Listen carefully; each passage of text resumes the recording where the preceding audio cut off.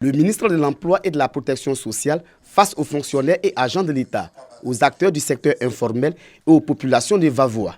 Adama Kamara explique à ses interlocuteurs les différents mécanismes pour renforcer le dispositif de la protection sociale en Côte d'Ivoire. Les 3 nouveaux régimes de ces 10 dernières années passés au peigne fin par le ministre. Dans le passé, c'était les fonctionnaires qui bénéficiaient des avantages de la CNPS. Et nous, les artisans du secteur privé, il était difficile pour nous de pouvoir avoir une sécurité sociale. Et nous prions Dieu pour que tous les artisans puissent s'intéresser à la chose. À travers cette séance d'information, de sensibilisation et d'échange, le ministre Adama Kamara lance ainsi la ronde du social. La retraite complémentaire, ce n'est rien d'autre que la possibilité qui est offerte aux fonctionnaires et agents de l'État, lui-même en fonction de ses capacités à pouvoir préparer son devenir, à cotiser pour que, au moment où il va à la retraite, en plus de la première retraite qu'il reçoit au titre du régime de répartition, à en avoir plus. Le président de la République n'a pas fait que penser au secteur public. Il a fait adopter ce qu'on appelle le régime social du travailleur indépendant. Ce régime social du travailleur indépendant permet d'avoir, eux aussi, qui ne sont pas fonctionnaires et agents de l'État, une retraite. Nous avons estimé qu'il fallait faire une promotion à la mesure de la générosité de l'action du président de la République. Après ce lancement de Vavois, la ronde du social va sillonner toutes les régions du pays afin de mieux vulgariser ces différents régimes sociaux. Le fléau de l'immigration irrégulière reste une question d'actualité. Les chiffres des jeunes candidats au départ de la Côte d'Ivoire pour l'Europe via le désert et la Méditerranée ne baissent pas. Selon les données de l'OIM, Organisation internationale pour les migrants, près de 2000 personnes ont péri dans les eaux à la date du 31 octobre 2021, en dépit des sensibilisations sur les dangers de la migration irrégulière. Pour interpeller les jeunes qui nourrissent toujours le désir d'aller en Europe par la mer, des ONG sont à la tâche pour leur faire admettre que l'Eldorado, c'est ici. C'est dans ce cadre que l'ONG Réalique, réseau ouest-africain de lutte contre l'immigration clandestine, est à Bouaki. Sa cible, les étudiants. Les étudiants, parce que de plus en plus, nous voyons dans ces mouvements migratoires clandestins des étudiants, des diplômés, en tout cas une cible qui initialement n'était pas concernée par ce phénomène-là. Donc nous voulons justement interpeller à travers ces caravanes-là, mais surtout engager ces jeunes-là pour qu'ils soient des ambassadeurs sur le terrain et relaient l'information. Les étudiants s'engagent à participer à l'essor du pays à travers leurs réelles potentialités. J'ai retenu que le bonheur n'est pas seulement en Europe, et que le bonheur peut se trouver ici, chez nous, en Côte d'Ivoire. Voilà. Donc il faut rester, développer ses qualités et entreprendre. L'ONG Raïlik travaille à présenter les opportunités locales comme une alternative à la migration clandestine. Depuis 2014, plus de 22 800 migrants ont trouvé la mort dans la Méditerranée et le Sahara. Université Alassane Ouattara, 4e congrès du comité des élèves et étudiants de Côte d'Ivoire, CESI. Thème, le rôle des mouvements scolaires et étudiants dans la renaissance de l'école ivoirienne. Ce 4e congrès, dont l'axe majeur est le renouvellement des instances du bureau, voit le secrétaire général sortant transmettre le flambeau à un nouvel entrant. Le CESI, on l'a dit, est à son premier vrai congrès de passation de pouvoir. Et généralement, vous savez, chez nous, ça s'est fait avec beaucoup de turbulences. Mais pour une fois, on a assisté pour une structure qui aborde la maturité. Cela s'est fait dans le calme et cela s'est fait dans la transparence. Et cela s'est fait même autour d'un consensus pour dire que cette maturité est une réalité. Le camarade secrétaire général a travaillé. Il a travaillé en collaboration avec toutes les autorités estudiantiles et scolaires pour l'apaisement, pour la pacification des espaces universitaires dans un contexte de paix nationale. Et c'est dans cette même lancée que nous, comme responsable président, nous allons continuer. Nous allons travailler à améliorer les acquis du comité des élèves étudiants de Côte d'Ivoire, à mieux lutter aussi pour les élèves étudiants de Côte d'Ivoire. Ce 4e congrès enregistre la présence du ministre de l'Enseignement supérieur et de la Recherche scientifique, Adama Diawara. Son message est clair. Tous les étudiants doivent contribuer à la pacification de l'espace universitaire. Il faut que nos jeunes frères, nos enfants étudiants, qu'ils sachent que l'État fait beaucoup pour le système éducatif et que l'État seul ne peut pas tout faire.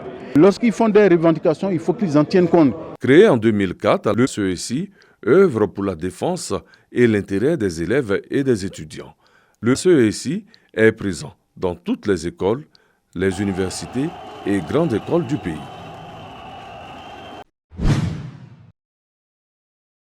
Cours du lycée moderne de Diabo.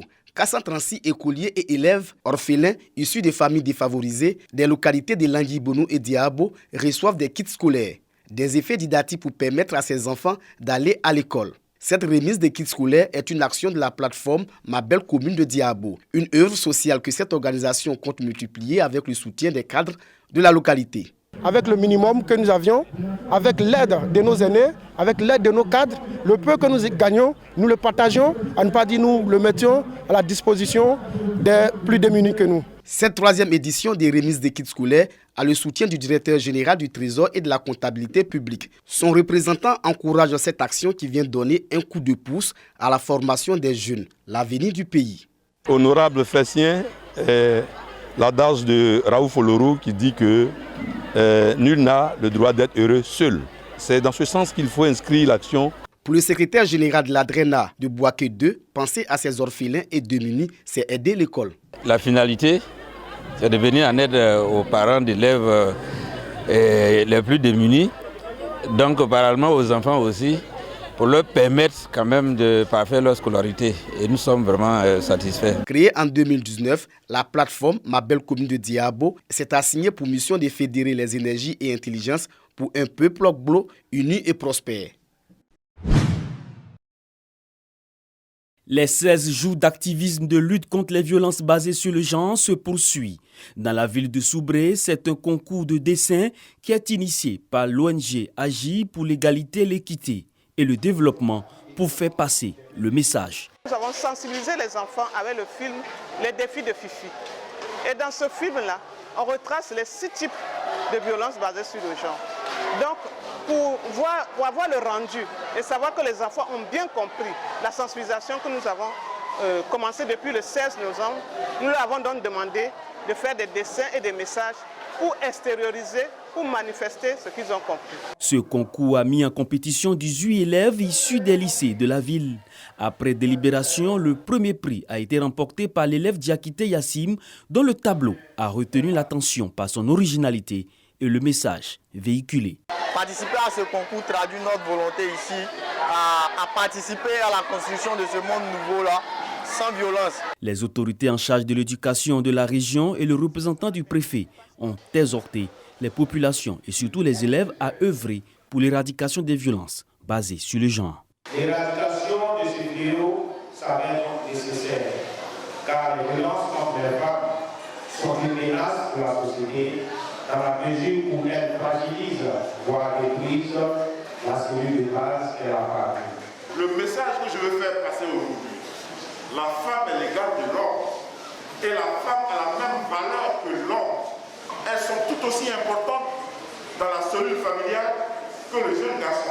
Les 16 jours d'activisme pour mettre fin aux violences faites aux femmes est une campagne qui se tient chaque année et vise à prévenir et éliminer les violences liées au genre. Elle débute le 25 novembre et s'achève le 10 décembre. Vêtements, beurre de karité, maraîchers et autres vivriers, bref, ces articles ainsi exposés, des fruits du travail de femmes agricultrices, artisans, commerçantes ou transformatrices de produits agricoles. Des activités certes à petite échelle, mais qui impactent la communauté, soit pour ce qu'elles permettent de prendre en charge l'acteur et sa famille, soit pour ce qu'elles emploient d'autres personnes. J'ai commencé mon activité par amour pour les personnes en situation de handicap, particulièrement les personnes sourdes et les non-voyants. J'ai fait la promotion de la langue des signes et la valorisation aussi du métier d'interprète. Je fais chant d'igname, chant de manioc, je vends attiqué avec poisson, avec soupe. Pour valoriser ces potentiels féminins, Poro, Ambol, Bélier et Béquet, 4 régions mobilisées à Boaké pour 48 heures, décrétées par la plateforme Dia Envy Group de lutte contre la pauvreté en milieu rural. 36 nominés, 16 compétences féminines distinguées. Il n'y a vraiment pas quelqu'un pour nous dire félicitations, pour nous encourager. Mais s'il y a des cérémonies comme ça, et qui nous encouragent, qui nous font savoir que ce qu'on fait, il y a des gens qui nous suivent de près.